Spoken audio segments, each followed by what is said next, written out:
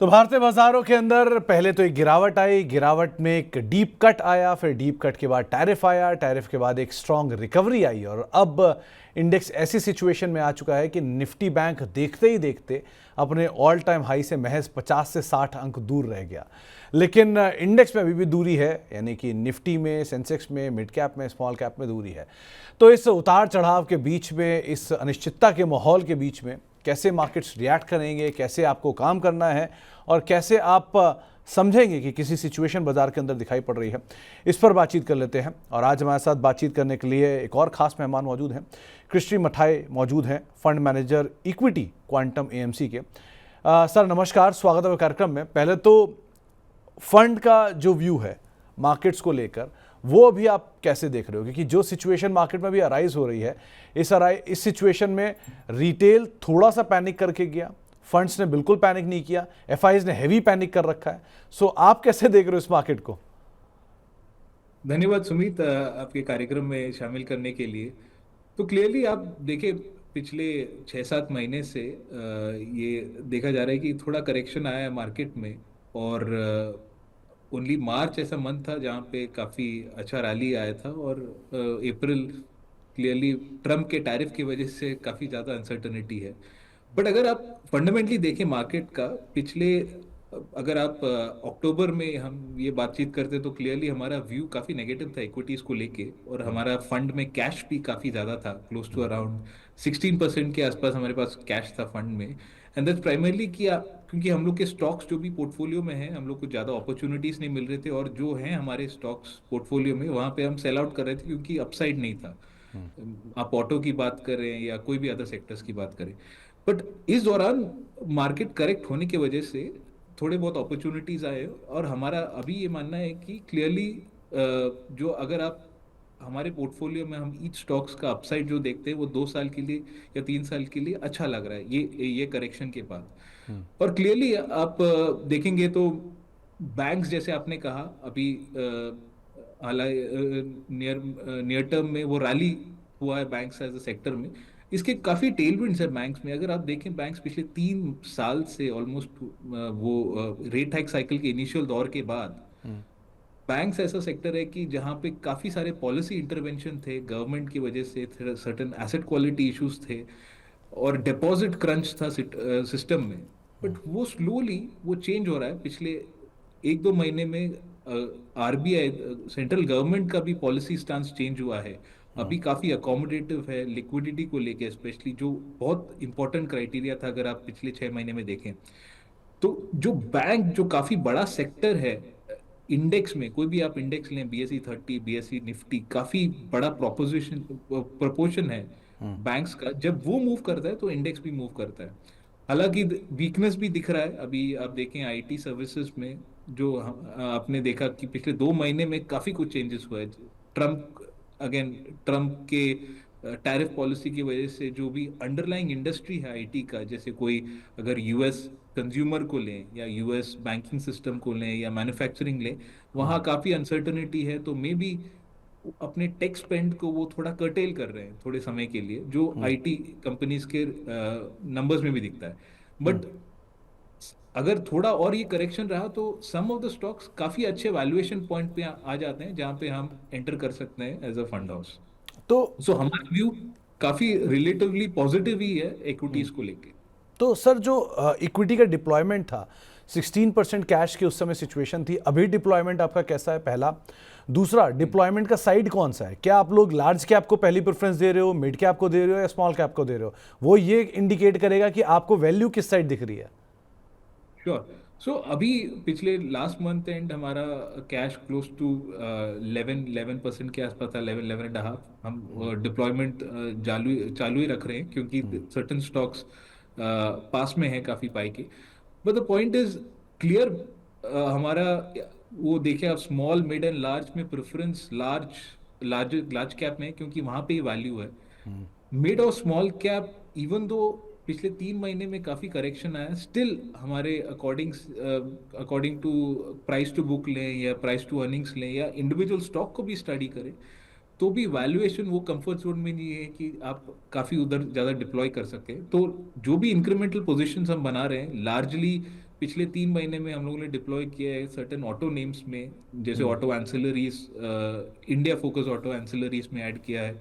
सम bit हम लोगों ने इंश्योरेंस में ऐड किया है, क्योंकि आप देखिए इंश्योरेंस लाइफ और जनरल भी काफ़ी करेक्शन आया है उस पॉकेट में पिछले 1-2 साल में, तो वो एक अच्छा पॉकेट है। फिर बैंक्स जहाँ पे भी हमें अपॉर्चुनिटीज है प्राइवेट सेक्टर बैंक्स में, वहाँ पे भी डिप्लॉय किया। सो इंक्रीमेंटल डिप्लॉयमेंट लार्जली लार्ज कैपिश ही है, स्मॉल कैप काफ़ी कम है। ओके। तो सर अभी की सिचुएशन में जो दो प्रोमिनेंट सेक्टर हैं जो निफ्टी के सबसे बड़े वेटेज रखते हैं, उसमें एक है बैंक और दूसरा है आईटी। बैंक्स को लेके इस समय सब ओवरवेट या एटलीस्ट इक्वल वेट तो है ही, अंडरवेट तो कोई नहीं है, लेकिन आईटी को लेके सभी के सभी अंडरवेट हैं। सो आप कैसे देख रहे हो, क्या ये आईटी का जो वीकनेस है ये भी और प्रिवेल करेगा? ये क्वार्टर मतलब लग रहा था थोड़ा स्टेबल रहना चाहिए, लेकिन ये और वीक हो गया। सो ये जो वीकनेस का सिलसिला है ये अभी क्या कंटिन्यू करने वाला है? देखिए नियर टर्म में आईटी काफी आउटलुक काफी अनसर्टन है। अभी आप लोगों ने देखा कि थोड़े रिजल्ट्स भी आए थे, 2-3 कंपनीज के रिजल्ट्स भी आए, और क्लियरली दिख रहा है कि मैनेजमेंट कमेंट्री दिख रहा है कि वीक है at least in the near term. हमारा ये मानना है कि अगर आप ये देखें कि अगर आईटी स्पेंड को देखें पिछले 3-4 साल में, कोविड के दौरान एक टाइम आया था जब आई हर एंटरप्राइज ग्लोबली आईटी स्पेंड काफी ज्यादा किया था। तो वहां पे आईटी स्पेंड 2-3 साल का बंच्ड अप हो गया था। एंड उसके बाद के जो फेजेस है, स्पेशली जब यूएस के फेड ने रेट हाइक साइकिल चालू किया, तब से आईटी अंडर परफॉर्म कर रहा है। और इंक्रीमेंटली पहले तो रिसेशन फियर्स थे यूएस में, ये मैं बात कर रहा हूँ 22-23 की। तो उधर से आईटी सर्विसेज का अंडर परफॉर्मेंस चालू हुआ था, क्योंकि काफी कुछ रेवेन्यू एक साथ बंच्ड अप आ गया था, ऑर्डर बुक भी।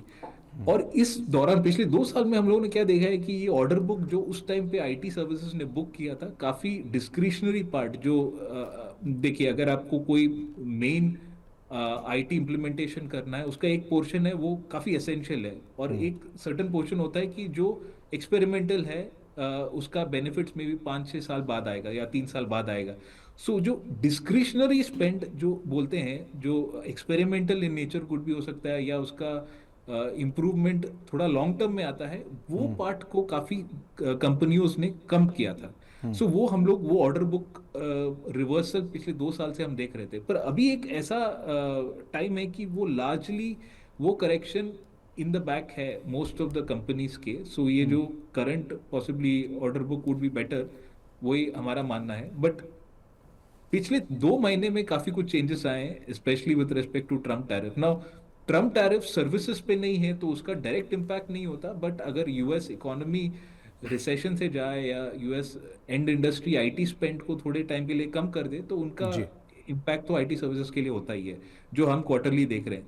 बट अगेन ये हमें जानना होगा कि देखना पड़ेगा कि ये शॉर्ट टर्म है या लॉन्ग टर्म ट्रेंड है। हमारे हिसाब से ये मे बी 1 और 2 क्वार्टर फिनोमिना है ओके। मैक्स। उसके बाद ये आईटी स्पेंड वापस आएंगे, और जब ये वापस आएंगे वो valuation would move up back then. So तो this would be proper time to add. या तो कृषि जो दूसरा सेक्टर है इससे रिलेटेड, वो यूएस से रिलेटेड, वो है फार्मा। फार्मा डोलड्रम में है, क्योंकि एक तरफ पहले ट्रम्प साहब बोले कि नहीं लगेगा तो खुश हुआ, दूसरी बार लगा कि नहीं लगेगा तो दुखी हुआ। सो और फार्मा इंडिया में 3 तरीके से ट्रेड होता है। पहला तो आपका जो यूएस एक्सपोर्टर्स हैं, मैन्युफैक्चरर्स हैं, दूसरी तरफ आता है हॉस्पिटल सेक्टर जो इंडियन कंजम्पशन ड्रिवन स्टोरी पर पूरी तरह कामकाज करता है, और तीसरे आते हैं उससे रिलेटेड एंसिलरी सेक्टर्स जिसमें कुछ हद तक पैथ लैब्स आते हैं या बाकी एंसिलरी सप्लायर्स आते हैं। सो इसको आप कैसे सेग्रीगेट कर रहे हो? आप इसमें ओवरवेट हो, मीडिया इक्वल वेट हो, अंडरवेट हो? राइट। सो फार्मा में लार्जली हम लोग का जो प्रेजेंस है थ्रू 2-3 स्टॉक्स ही है। मोस्टली इनकम डोमेस्टिक है, but almost 30-40% revenue US centric या ग्लोबल भी है। ओके। नाउ इसमें देखने की बात है कि क्योंकि जो भी फार्मा कंपनीज इंडिया से ऑपरेट करते हैं लार्जली जेनेरिक इन नेचर हैं, और जेनेरिक एक ऐसा generic in US cost inflation को कम करता है मेडिकल सेक्टर में। अभी आप कोई भी इनोवेटर ड्रग के कंपैरिजन में, तो अगर ओवर अ लॉन्ग टर्म जो यूएस गवर्नमेंट का फोकस है कि कॉस्ट को कैसे कम करें, स्पेशली आप अगर ट्रम्प की कमेंट्स देखें, वो कहाँ पे हिंट कर रहे हैं, लार्जली यूरोपियन इनोवेटर्स को वो ज़्यादा टारगेट कर रहे हैं। हालांकि हम ये रूल आउट नहीं कर सकते कि ये जेनरिक पे वो टैरिफ नहीं लगाएंगे, बट हमारे हिसाब से अगर वो टैरिफ लगाएंगे तो काफ़ी सारे कंपनीज जो यूएस में प्रोड्यूस करते हैं जेनेरिक्स को, वो काफ़ी अनवायबल हो जाएंगे।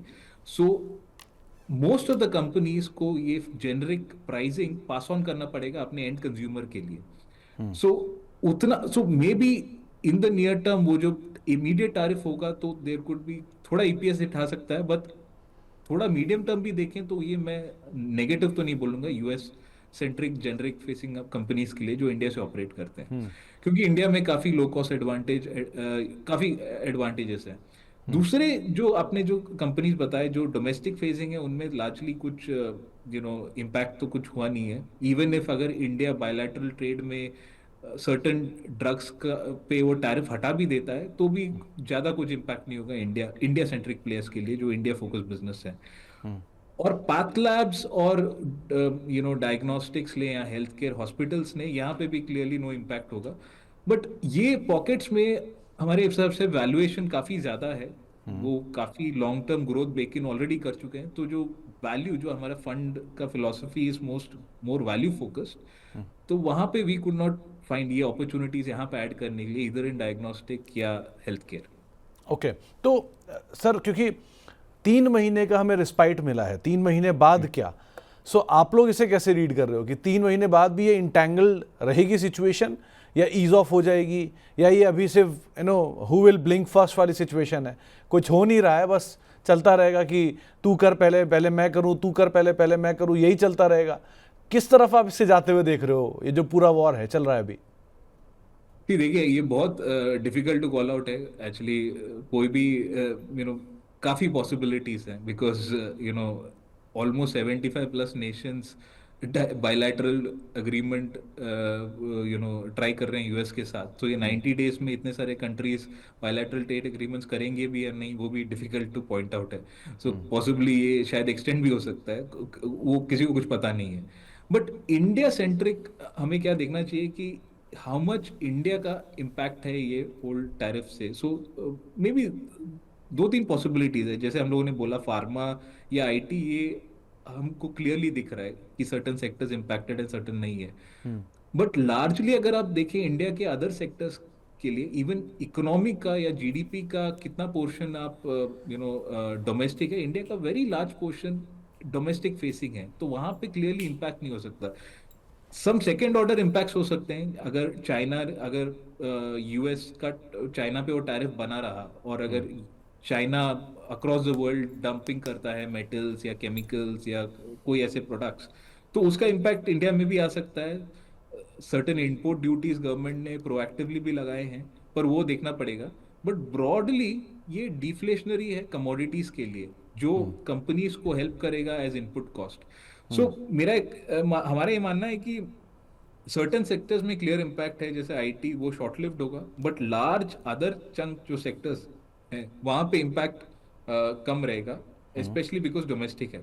सर्टेन एक्सपोर्ट फेसिंग कंपनीज जैसे ऑटो एंसिलरीज है, ये सबको ये सोचना पड़ेगा कि अभी न्यू स्ट्रैटेजीज हम लोग को इम्प्लीमेंट करना पड़ेगा, सो दैट कैसे हम इनसे बचे, क्योंकि वहां पे अभी भी 26% टैक्सेशन है, टैरिफ है। तो वहां पे may be supply chain rethink करना पड़ेगा, किसी और कंट्री को मे बी मार्केट फाइंड करना पड़ेगा। सो वो may be her board room में अभी वो डिस्कशन हो रहा है for most of the impacted sectors. But largely ज्यादा कुछ हमारे हिसाब से इंडियन इकोनॉमी में नहीं होना चाहिए।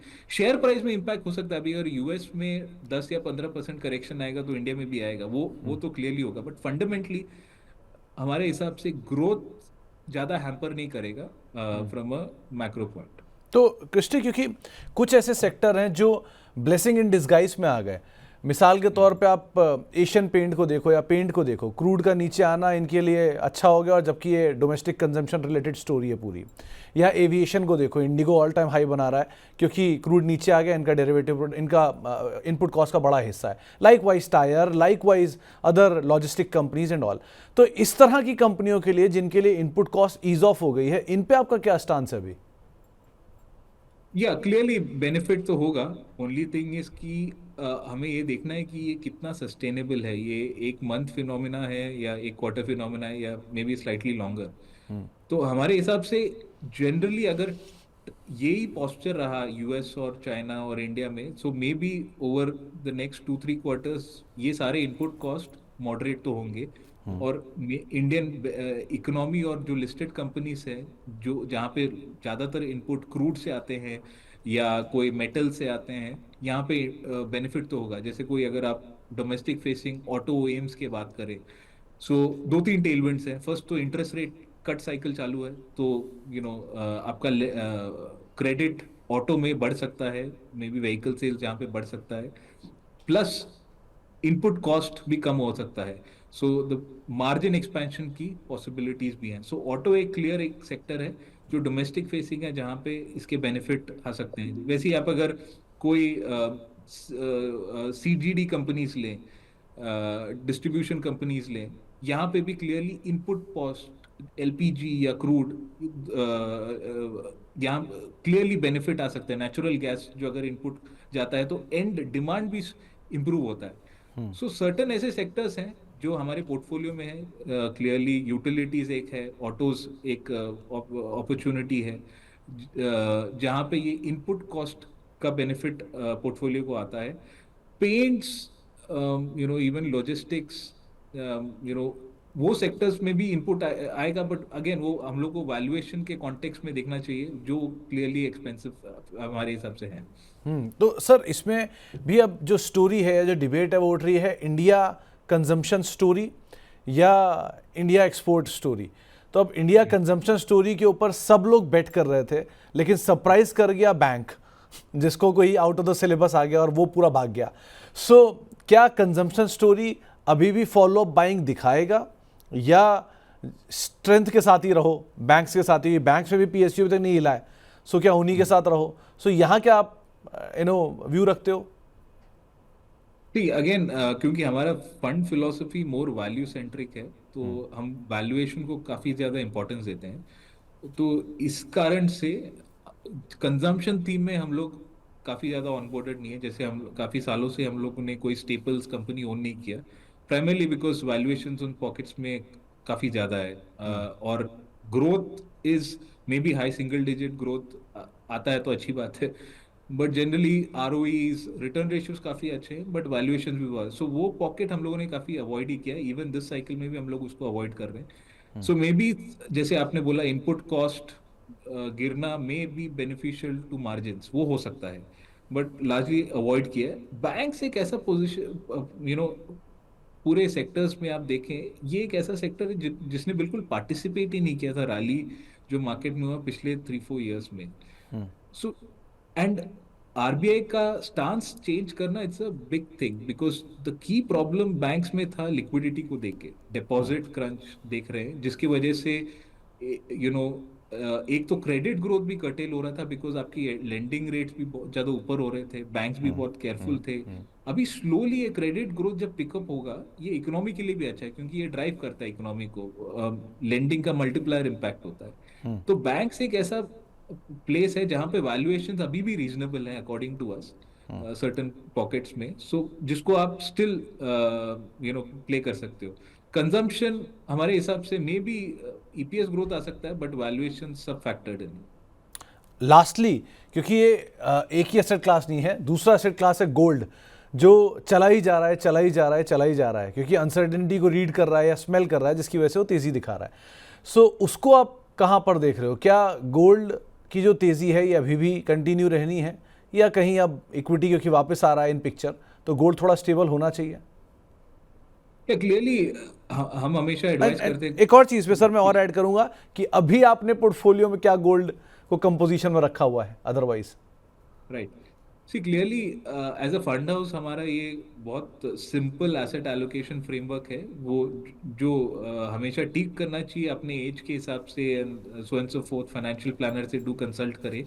बट ब्रॉडली हम बोलते हैं कि आपका जो इमीडिएट नीड्स है, may be 6 to 12 months of expenses, आप कोई सेफ लिक्विड फंड में डालिए जहाँ पे ड्यूरेशन या क्रेडिट रिस्क ना हो, और उसकी ऊपर का आपका ग्रोथ बकेट बनता है। अगर आपके पास 100 रुपए हो, आई थिंक हमने एक टाइम पे बोला था 15 to 20% ऑफ एलोकेशन गोल्ड को होना चाहिए। वो काफी ज्यादा था, आउट ऑफ वैक था compare to may be some other financial planners, but ये एसेट एलोकेशन में, क्योंकि गोल्ड एक ऐसा कमोडिटी है जिसका कोरिलेशन इक्विटी से काफी इक्विटी से नेगेटिव है ऑलमोस्ट। अगर equity point A to point B जाता है, सो गोल्ड का काफी डिफरेंट पाथ होता है। सो द पॉइंट इज, तो गोल्ड एक डाइवर्सिफायर ऐड करता है। अगर आपके पास इक्विटीज ज्यादा हो तो क्लियर डाइवर्सिफायर एडवांटेज मिलता है गोल्ड से। तो गोल्ड का एलोकेशन हमारे ट्रेडिशनली बोल रहे थे 15-20%, मे बी अभी थोड़ा कम कर सकते हैं बिकॉज रैली बहुत ज्यादा हो गई। और गोल्ड जैसे आपने बोला अनसर्टनिटी के एनवायरनमेंट में काफी अच्छा करता है, बट अगर कुछ भी some sort of bilateral agreement आता है, ऐसा कुछ आता है जिससे अनसर्टनिटी कम हो, तो गोल्ड प्राइसिंग आइडियली शुड थोड़ा कम होना चाहिए compare to what we are seeing now. Long term drivers again uncertainty, rate cut cycle से भी बेनिफिट होता है, बट रेट कट साइकिल अभी अगेन यूएस में थोड़ा प्रोलॉन्ग हो चुका है। अगर आप 1-2 महीने पहले बात देखते तो रेट कट का काफी ज्यादा एक्सपेक्टेशन था, बट वो पुश आउट हो चुका है। सो वो 2-3 फैक्टर्स हैं गोल्ड के लिए, बट गोल्ड को आप क्लियरली एक हमारे हिसाब से 15-20% डिपेंडिंग अपॉन आपका age criteria and so fourth एक पोर्टफोलियो में बनना रहना चाहिए। उसके ऊपर आप इक्विटी एलोकेशन बनाएं, small mid large, large portion in large cap liquid portfolios, वो एक बेस बनता है पोर्टफोलियो के लिए। फिर small cap because of current valuation जो थोड़ा ज़्यादा एक्सपेंसिव है, हमारा एलोकेशन थोड़ा कम है। ओके, चलिए बहुत बहुत शुक्रिया हमारे साथ आज मौजूद रहने के लिए, और कृषि और सभी बाज़ार के पहलुओं पर, सभी सेक्टर्स पर अपना व्यू हमारे साथ शेयर करने के लिए। उम्मीद करते हैं कि जब हम नेक्स्ट टाइम मिलेंगे तो आज Nifty bank all time high के आसपास है, तब निफ्टी भी ऑल टाइम हाई के आसपास कामकाज करता हुआ दिखाई पड़ेगा। बहुत बहुत शुक्रिया सर हमारे साथ मौजूद रहने के लिए और बाजार पर बातचीत करने के लिए। तो फिलहाल हम अपनी इस खास पेशकश को ही समेटेंगे, एक ब्रेक का वक्त है, ब्रेक के उस पार भी खबरों का सिलसिला बना रहेगा। नमस्कार।